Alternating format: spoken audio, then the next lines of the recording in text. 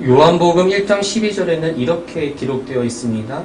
영접하는 자 곧 그의 이름을 믿는 자에게는 하나님의 자녀가 되는 권세를 주셨으니. 하나님을 믿는 믿음으로 우리는 하나님의 자녀가 되었습니다. 더불어 하나님께서 하나님과의 소통 창구인 기도할 수 있는 특권 또한 우리에게 선물로 주셨습니다.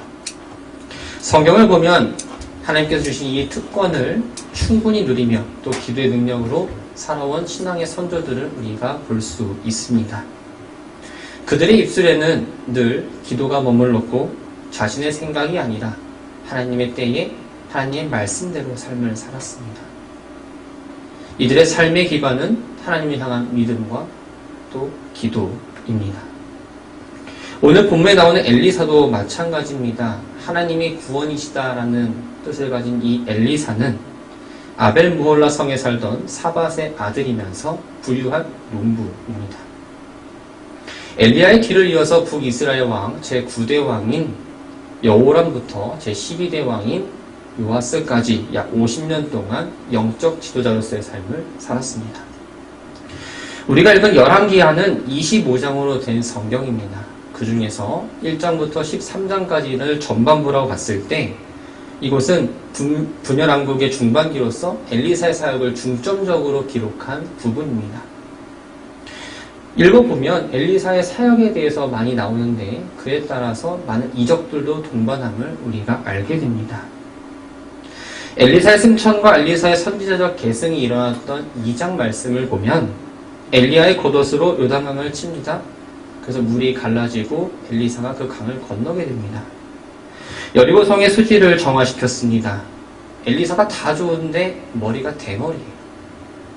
그래서 저 대머리 놀리던 애들이 뒤따라왔는데 엘리사가 저주를 할 때 암곰 2마리가 나와서 42명의 어린애를 다 찢어 죽여버립니다.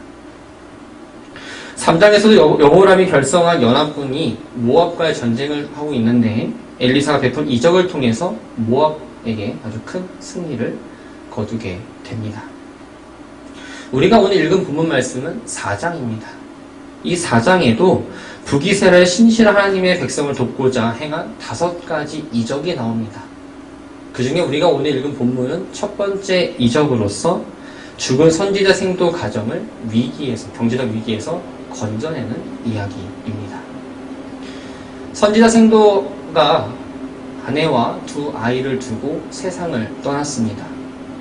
이 사람은 하나님을 경외하는 사람으로서 엘리사가 그의 믿음을 잘 알고 있었습니다. 남편이 죽어 슬픔에 잠긴 여인에게는 더 큰 시련이 닥쳤는데 남편이 남은 그 빚으로 인해서 2 아이가 남의 집 종으로 가게 되는 현실을 맞이하게 됩니다. 우상 숭배를 국가 정책으로 삼은 이 왕들의 통치 아래 있을 때 선지자 중에서 왕궁이나 또 성전에 소속되어 있는 사람들은 비교적 윤택한 삶을 살았습니다. 그러나 엘리야와 엘리사와 같이 자신의 믿음과 선지자적 삶을 지키고자 힘썼던 사람들은 핍박과 박해를 받고 그에 따르는 어떠한 수입원도 막히면서 생활의 어려움을 겪었습니다. 그래서 결혼을 한 가정을 이루는 사람 가운데에서는 아내가 그 경제생활을 담당하기도 했습니다. 당시 이스라엘 사회는 개인의 신용에 따라 돈을 빌릴 수 있었습니다. 뭔가 돈을 빌린다면 담보가 있어야 되는데 그들에게 담보는 바로 자신의 몸입니다. 몸을 담보로 해서 돈을 빌려서 약속기한까지 돈을 갚지 못하면 채권자의 집에서 그 돈에 해당하는 노동력을 제공해야 합니다.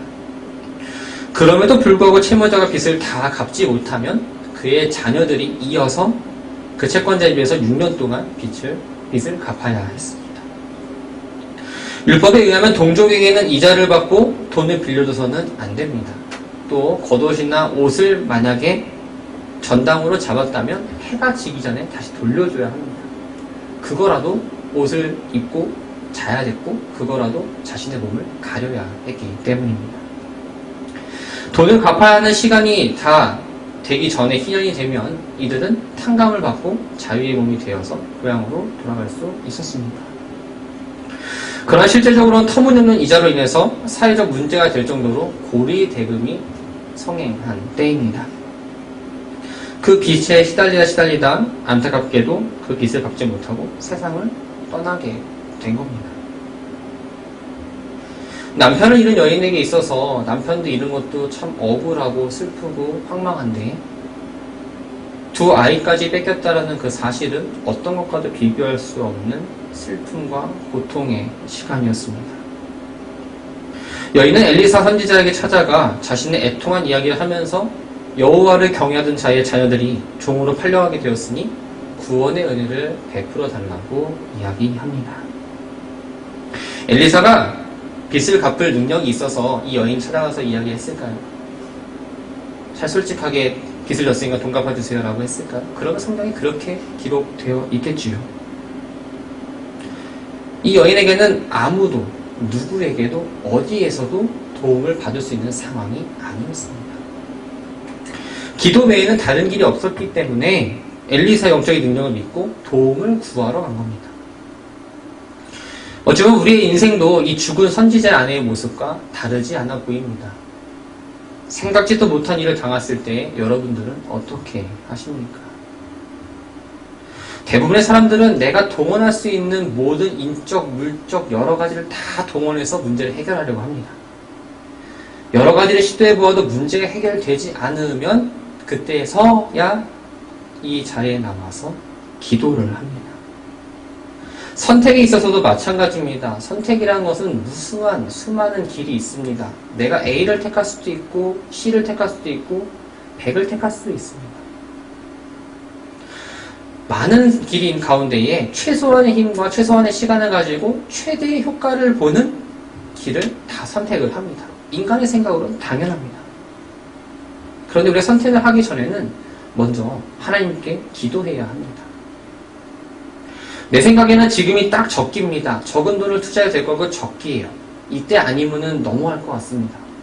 그런데 하나님께서 그 뜻에 부합하지 않는다 한다면, 하나님께서 말씀하시는 길이 아니라면 그 길을 가서는 우리가 안 된다는 사실입니다.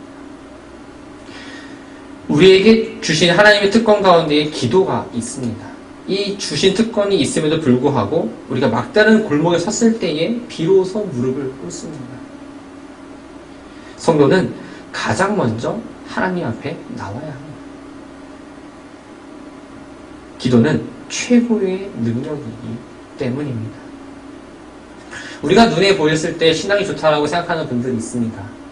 그 신앙이 좋다는 분들 가운데에서도 이러한 시련을 만나게 되면 하나님을 원망하기 쉽습니다. 왜냐하면 내가 하나님께 어떤 믿음의 배신을 당했다라고 생각을 하기 때문입니다. 하나님을 위하여서 내가 갖고 있는 모든 것, 시간, 힘, 모든 것들을 다 헌신했는데 돌아오는 결과가 역경과 시련이라면 하나님을 원망하는 게 당연하지 라고 생각할 수 있죠. 그럼에도 불구하고 죽은 생도의 아내는 하나님을 원망하지 않고 하나님의 사람 엘리사를 찾아가서 자신의 형편과 사정을 정직하게 있는 그대로 말하면서 하나님의 도우심을 구했습니다. 사랑하는 성도 여러분, 우리가 하나님 앞에 나아갈 때는 이 여인처럼 모든 것들을 다 내려놓고 간절히 기도해야 합니다. 기도할 때 하나님을 향한 믿음과 하나님의 능력을 구하는 진실한 믿음이 바탕이 되어야 돼요.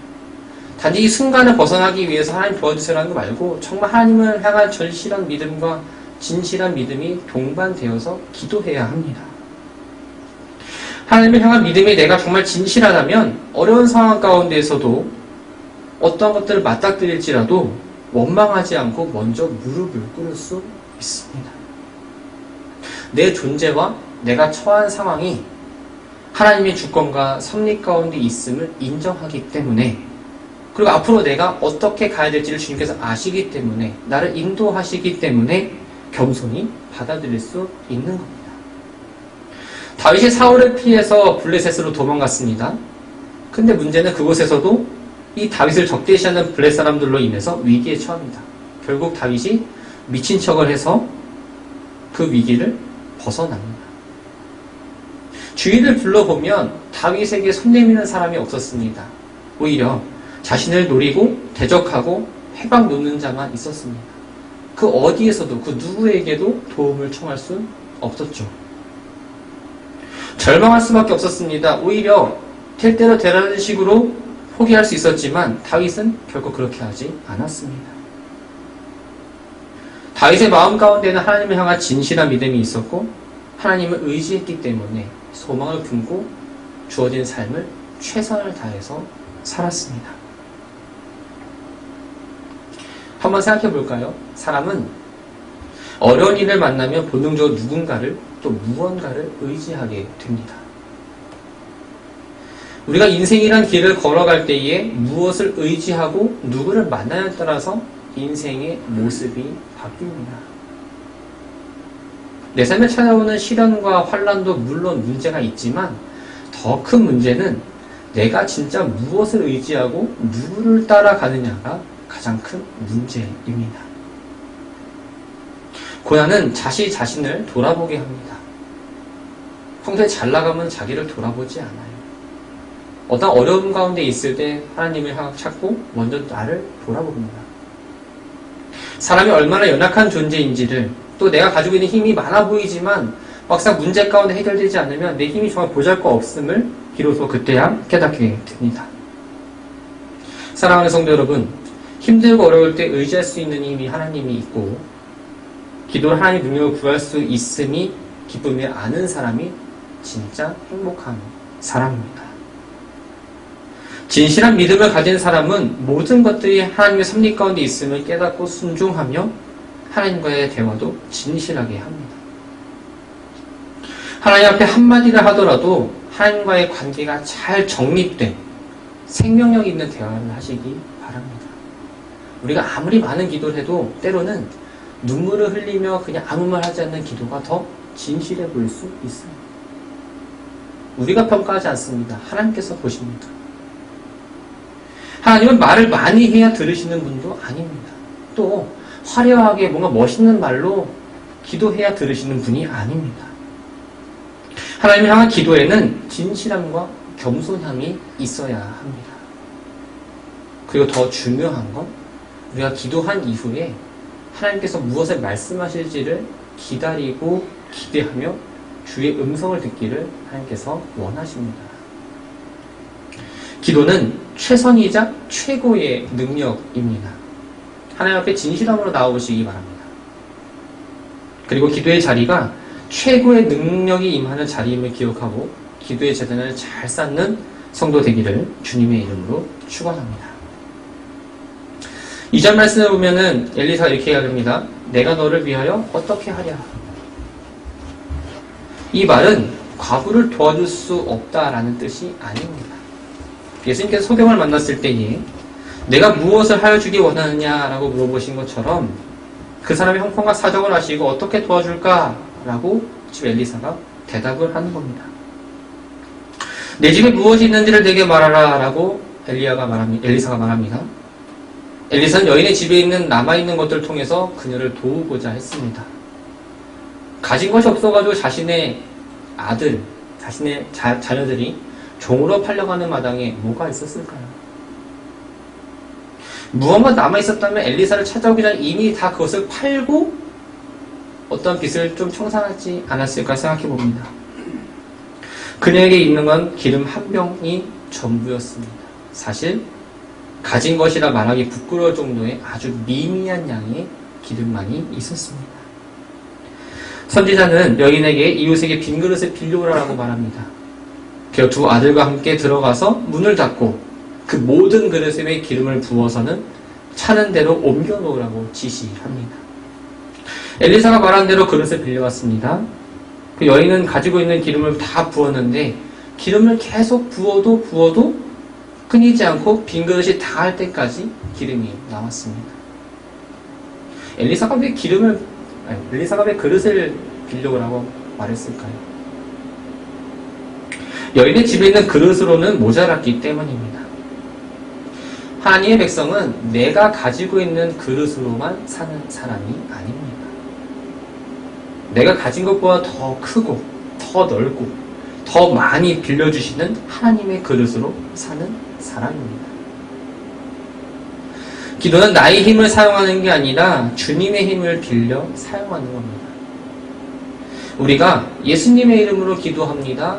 아멘 이러고 기도를 마무리하죠.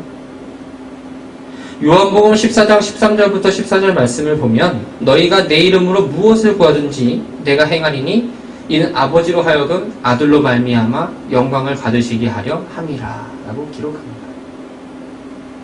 예수님의 이름으로 기도한다는 건 예수님의 권위로 기도하는 것이고 하나님의 뜻에 따라 기도한다는 의미입니다. 우리가 하나님의 아들이신 예수님의 이름으로 나오기 때문에 하나님께서 우리의 기도를 들어달라고 응답해달라고 요청을 하는 거예요. 만약 우리가 구하는 기도가 하나님의 영광을 위한 게 아니고 주님의 뜻에 따르는 게 아니라면 예수님의 이름으로 기도합니다. 아멘. 이건 단지 그냥 주문을 외우고 기도를 끝맺는 말로만 기억될 겁니다. 기도는 제한이 없으신 하나님의 능력을 구하고 우리가 하는 기도의 시간은 하나님의 능력을 기대하는 시간입니다. 여인이 빌려온 모든 그릇에 기름이 가득해지자 더 이상 기름을 주시지 않았습니다. 기름이 부족했을까요?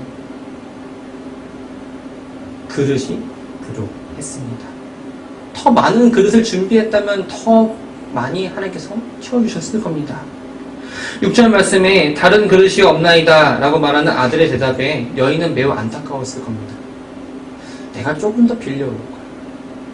내가 조금 더 큰 걸 빌려올 걸. 후회하기도 하고 많은 생각이 들었을 거예요. 기도의 분량만큼 응답이 분량이 채워질 줄 믿습니다. 기도를 오래 하면 더 많은 응답을 받습니다. 기도 시간이 짧으면 내 필요한 기도만 하지만 기도 시간이 길어지면 하나님께서 시키시는 기도를 하게 됩니다. 기도 시간 예를 들어서 1시간을 한다 했을 때 내가 생각하고 필요로 하는 기도만 하는 게 1시간이 부족하다고 한다면 3시간을 주었을 때는 분명 시간이 남습니다.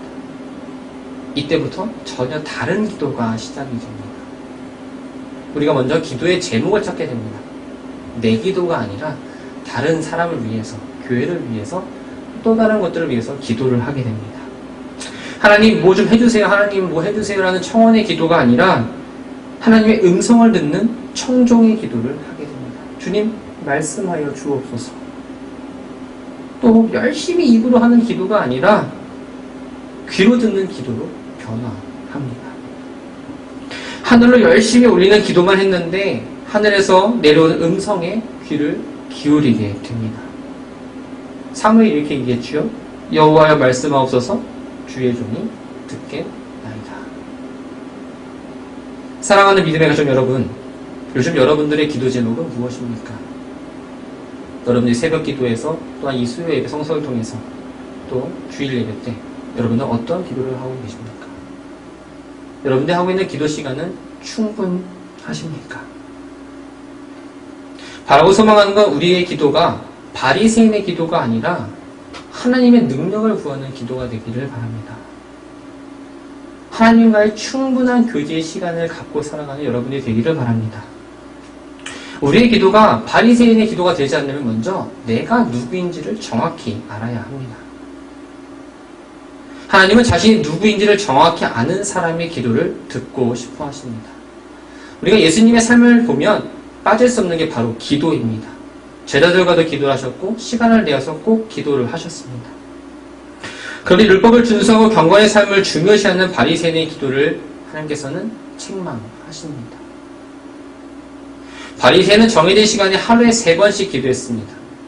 그리고 기도 시간이 되기 전에 얼마나 기도하고 싶은가를 보이기 위해서 성전으로 가는 그 길 도중에 서서 갑자기 기도를 합니다. 길 모퉁이에 서서 기도할 때 사람들이 그것을 보면서 칭찬합니다. 역시 바리새인은 다르구나.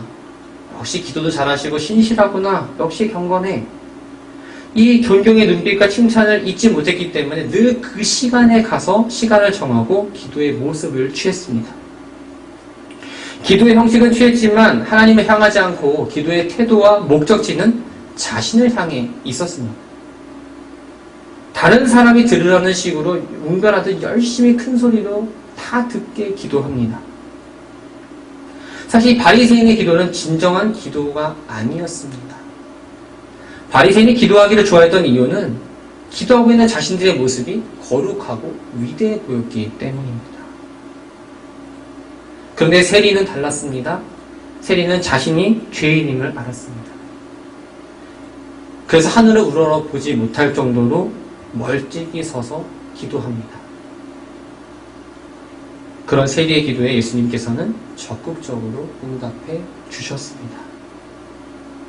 우리가 기도할 때 어떻게 하죠?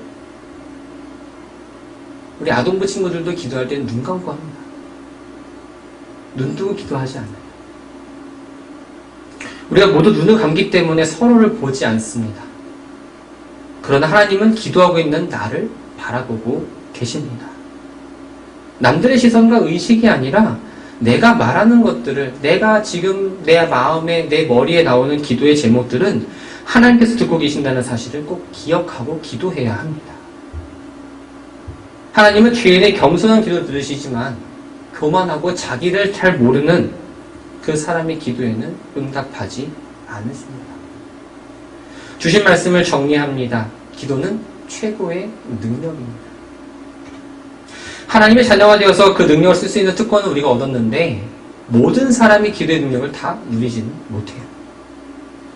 기도의 능력을 누리려면 그에 따른 고통과 헌신이 뒤따릅니다. 가장 먼저 육적으로 너무 힘이 들어요. 앉아있을 수도 힘들기도 하고요. 무릎 꿇기도 힘들기도 합니다.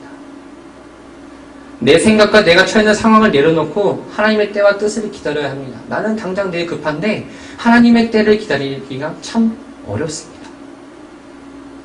또 하나님 말씀을 주시면 따라야 하고 하나님을 향한 내 진실한 믿음이 가장 기본이 되어야 합니다. 그 결과는 내가 상상하지도 못한, 내가 생각지도 못한 좋은 것들로 주님께서 채워주십니다. 꼭 기도의 능력을 모르고 내가 하나님 믿는 생활을 하고 계시다면 아직도 내 노력으로 하고 있는 신앙생활임을 기억하고 우리는 반성해야 합니다. 하나님은 언제나 우리에게 베푸실 은혜를 예비하시고 기도하기를 기다리고 계십니다. 바라고 소망하는 건 하나님 앞에 나오셨을 때 진실하게 나오시기 바랍니다. 하나님을 만나는 시간이 가장 복된 시간이기를 기억하시기 바랍니다. 그리고 기도의 재단을 잘 쌓으시기 바랍니다. 기도의 능력을 믿으면서 하나님께 주신 은혜로 감사히 또 겸손히 주어진 시간을 잘 걸어가는 저와 여러분들이 되기를 주님의 이름으로 축원합니다.